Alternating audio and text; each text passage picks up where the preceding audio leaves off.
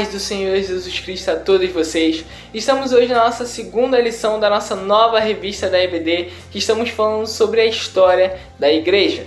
E para iniciarmos a nossa lição, vamos ler o nosso título da lição e o nosso destaque. Vamos lá? Então, título da lição: A expansão da igreja. Destaque: vão pelo mundo inteiro e anunciem o evangelho a todas as pessoas. Marcos capítulo 16, versículo 15. Nosso texto bíblico para a leitura ele se encontra em Atos capítulo 11, do versículo 19 ao versículo 26.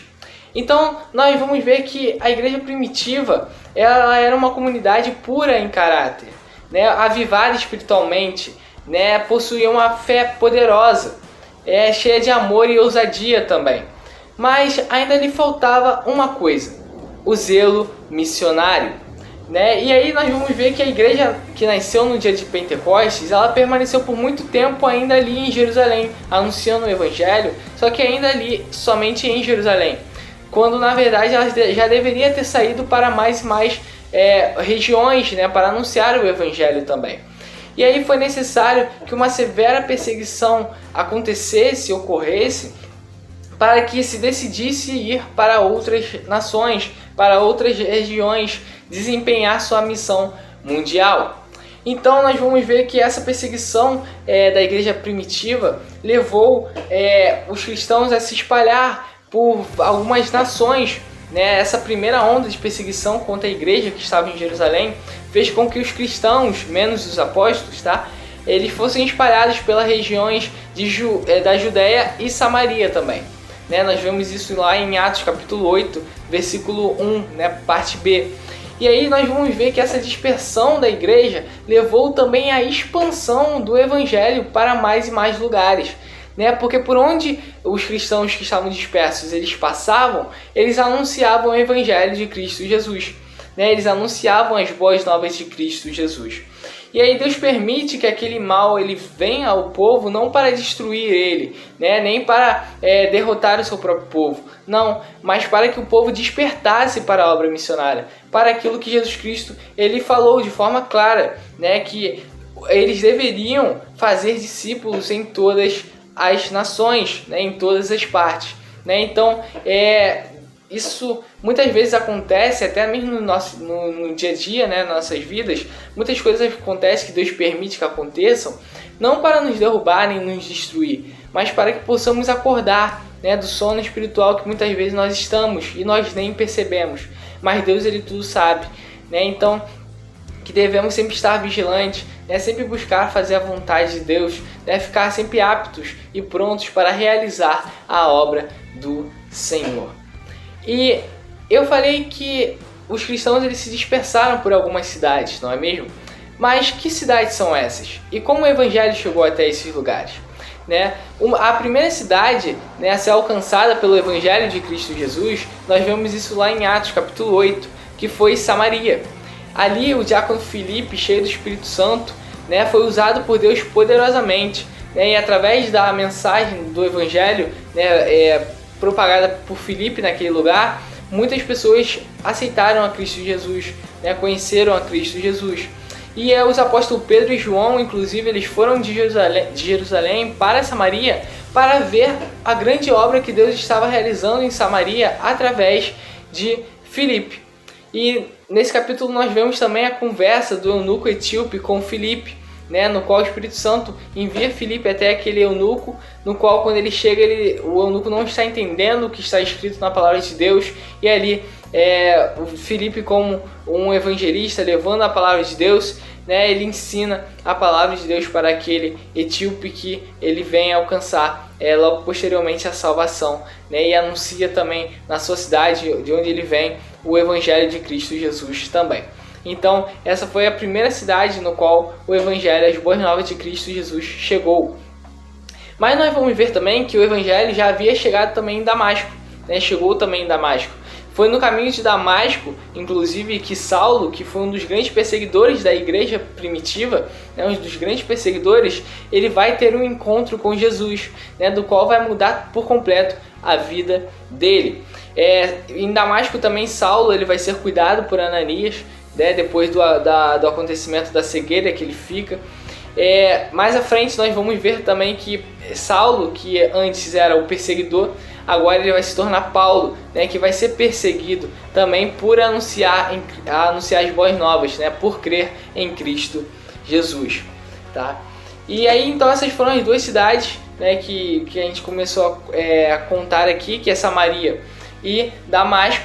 E nós vamos ver também que Cesareia, o evangelho também chega em Cesareia, né? Podemos ver isso em Atos capítulo 8, versículo 40, quando Filipe ele vai a Cesareia em sua viagem missionária.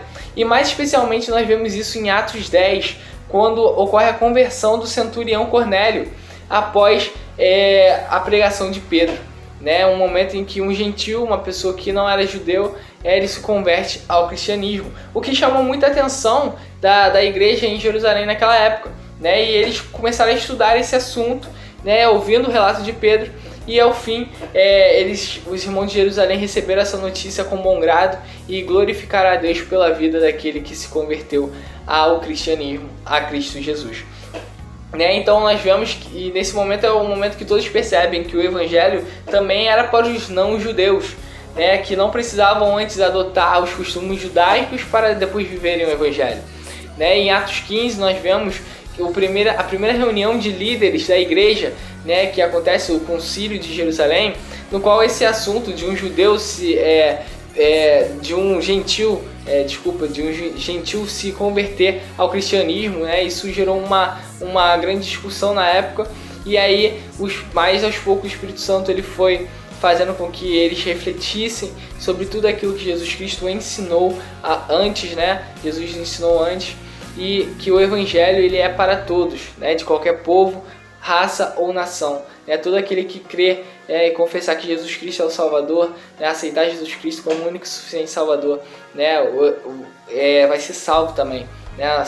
Acreditar que Jesus Cristo um dia morreu pelos nossos pecados e que um dia vai voltar, né? Então o evangelho é para todas as pessoas que reconhecem que Jesus Cristo, tudo aquilo que Jesus Cristo ele fez pelas nossas vidas e querem buscar ter uma intimidade com Cristo Jesus, né? Conhecê-lo ainda mais.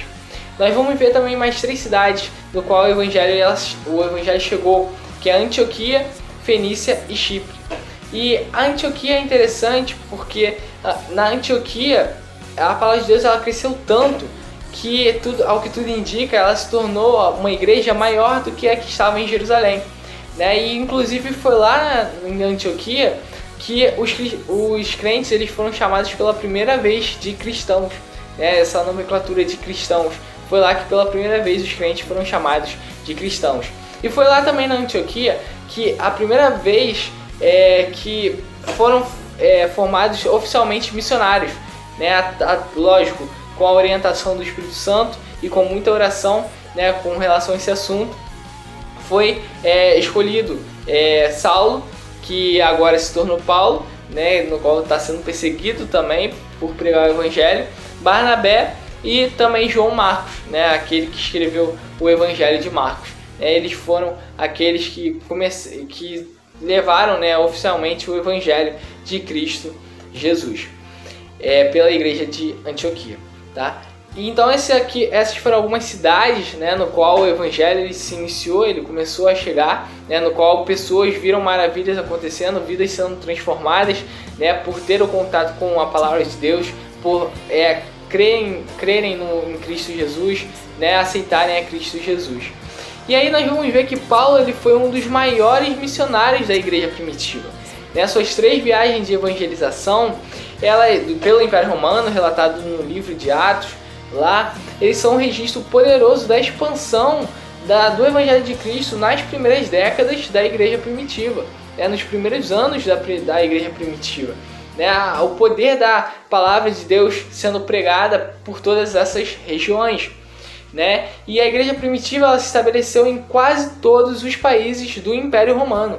Né? Ela cresceu de forma extraordinária. E aí nós vemos que essa é uma prova do que Deus pode fazer por meio dos seus filhos, né? Mesmo diante das mais intensas dificuldades, né? Mesmo em meio à perseguição, né? Quando eles se entregam à vontade de Deus e se dedicam à sua obra, Deus ele ajuda, Deus ele transforma vidas, Deus realiza milagres, né? Na vida dessas pessoas.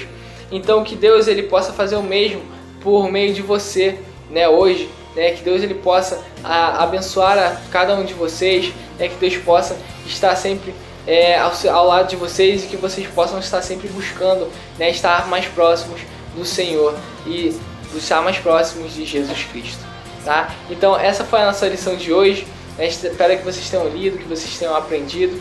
E vamos encerrar com uma oração, né, agradecendo a Deus por tudo e pedindo a Ele que nos ajude, né, na nossa caminhada, que nos ajude a propagar ainda mais o Evangelho para mais e mais pessoas, porque há muitas pessoas ainda que precisam da palavra de Deus. Então, feche seus olhos e ore junto comigo. Senhor, meu Deus e meu Pai, Deus Altíssimo e Eterno, muito obrigado, Senhor, por mais uma vez estar aprendendo da Sua palavra. Abençoe a nossa casa, a nossa família, cada um de nós, Senhor. Ajuda-nos, Senhor, que possamos ser um instrumento, Senhor, para Ti, Senhor, um canal de bênção para levar o Evangelho a mais e mais pessoas, Senhor, para levar mais e mais bênçãos a mais e mais pessoas, Senhor. Que possamos ser um instrumento, Senhor, para Ti, ó Deus. Abençoe a cada um de nós, a família de cada uma dessas pessoas, Senhor, que está assistindo, Senhor. Senhor, que a palavra venha tocar os corações de cada um deles, Senhor. Que a palavra venha a ser plantada em seus corações e que dê muito fruto, meu Deus. É o que eu te peço e desde já te agradeço. Sê conosco, em nome do Senhor Jesus Cristo, o que vive e reina para todos sempre. Amém e amém. Então, essa foi a nossa lição de hoje e agora nós nos vemos na nossa próxima lição.